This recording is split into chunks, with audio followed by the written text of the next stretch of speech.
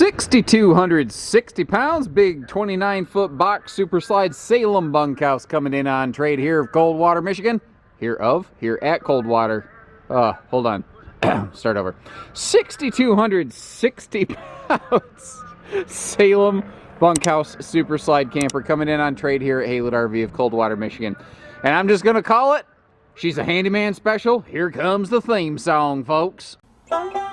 Handyman special. So this camper's got some history. Not all of it good. Not 100% of it bad. I've seen worse, but I've seen better. I'm going to try to shoot you brutally straight. And frankly, I'm going to spend more of my time talking about the stuff that is not flawless, or rather than talk about the really good stuff, so that you have a good, fair assessment of what this RV is and what it is not when you do come to visit our dealership to take her home. And as we go through this video, if you're like, huh, no way, brah, this is a little too rough for my taste, that's fine. I totally respect it. That's why I'm getting this right out of the way.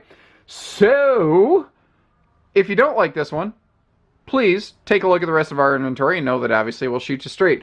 How do I want to do this? Jeez. Start from the top down. Now, one of the questions you're going to have as you go through this is, well, you know, what does work? I don't know. And a unit like this, we're just putting this out here to have a low budget offering for someone who's strictly shopping in a lower budget price point. We're not going to spend a lot of tech time investing in fixing and doing this and that. We have the ability, but those things cost dollars. And chances are you're looking at something like this because you have a specific budget in mind. For instance, up here, it's at a lake. You can see how the wall board, like that's the Luan from the wall. It's been wet. It's been wet. It's kind of, you know, split and peeled a little bit. Don't know where the cover is for the ceiling light fixture, but the walls here, you can see there's that little kind of cute little trim. Looks like a little bit of that got peeled off. Now, as I back up here, you see a little bit of that plywood flooring underneath the floor tiling itself. I have a feeling that this RV had gone through possession of like a fix-it-and-flip-it kind of person, or someone who bought this thing really roughed up and then put some low-dollar patches on it just to see if they like camping, and they must have, because they traded this in for a new Super Slide Catalina here at Haylett RV. So, they put down some new sticky square kind of flooring stuff, but you see the scuffs right there? The slide mechanism must need an adjustment because it kind of dug that flooring, and it actually peeled 3 of these panels that are now laying out on the ground at our parking lot here at Haylett RV. Now, again, just like there was water on top of the slide, there was water below, and there was a little bit of water on the inside right there, along with that front corner as well. Let's see how rough this is. Oh, the wood's still under it, so it's not super rotten, but it's been there. I ain't gonna church it up. What else we got? These folks must have had some stock in the Damp Rid company, because there's about 4 or 5 giant buckets of that Damp Rid water collecting thing in here. That being said, the stuff smells good. It smells nice in this camper.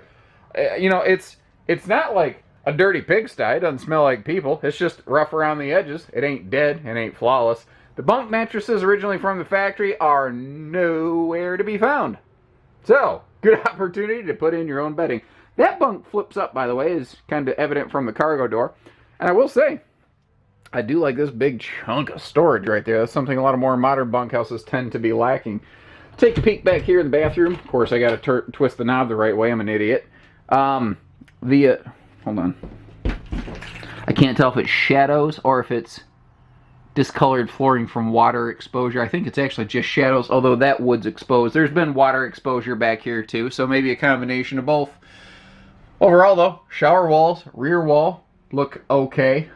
I don't see any issues back here. Just down there where a little bit of water pooled up. Probably, I would suspect. I got a feeling at one point this RV was not properly winterized. That's my theory. It's only a theory. And again, for the dollars and cents invested here, maybe the theory doesn't matter. I don't know, but just try to give you the best idea that I can. Looks like someone at some point had a big flat screen mounted on the wall above that entertainment corner right there. No TV in it currently, obviously. Moving our way forward. Flooring actually doesn't look bad, you know, where it didn't fall out of the camper. No, okay. So you got dual sliding pocket doors here. I noticed this one just standing here. but it does look like all the hardware's here. So I got a feeling that that actually just jostled off in transit. I don't think that's necessarily broken. I think it just slipped. I've seen that happen even on brand new RVs, so that doesn't really concern me much. If we look up in this front corner, you can see some wavy stuff over there. This RV has had a bit of water exposure in that front termination corner. And same thing over there. How's the flooring look on either side of the bed? Let me walk around this. I'm kind of doing this a little bit in real time. No, that's all. Everything's solid there. Let me check the other side. Got a bucket of damp right here. Let's just... Yeah, that looks a little suspect. I think the flooring is okay. I think the water that wicked down that front wall wicked inward under that cabinet a little bit. Not awesome, but once again, I'm not lying about it. So these are the front corners that I just got done saying had some kind of leak at some point.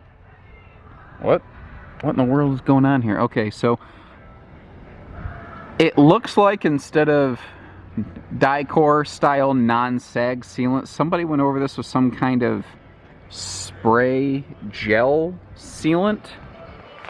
I've not seen that done. I don't know if that's effective or not, although I'm running into the bed slide of the RV behind me, so pardon me, just about gave myself a flipping concussion. Whew. Corporate McStuffy Pants says exercise with caution. Anyway, the skirting, a couple little bumps right there. That's probably just not even, you know, the biggest thing on your radar on this camper, though. Couple missing marker cap lenses. That's easy little stuff.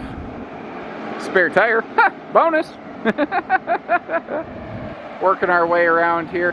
I'm noticing up top some like slide seam tape, especially on that rear wall. That doesn't surprise me. That stuff is a really good low dollar way to kind of reseal something that had a leak. It ain't pretty, but the stuff, it's like, once you put it on there, it's going to be there till you die. That stuff doesn't really come off. It's actually, if it was prettier, you could build campers out of it. So I think you guys kind of get the idea. She's not the prettiest belle at the ball, not the fanciest gal. She's not the newest, not the youngest, etc. But it's not dead.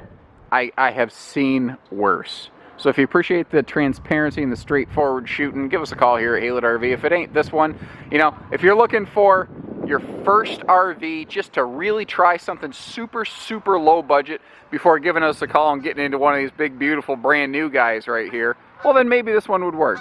If you're looking for a hunting shack, you're looking for something small, simple, basic, I think that it's got promise for that. If you're looking for a problem-free philosophy Hakuna Matata, I'd suggest taking a look at another thing that we have here at Haylett RV. So take care, stay safe, have fun, and happy Haylett camping, everyone.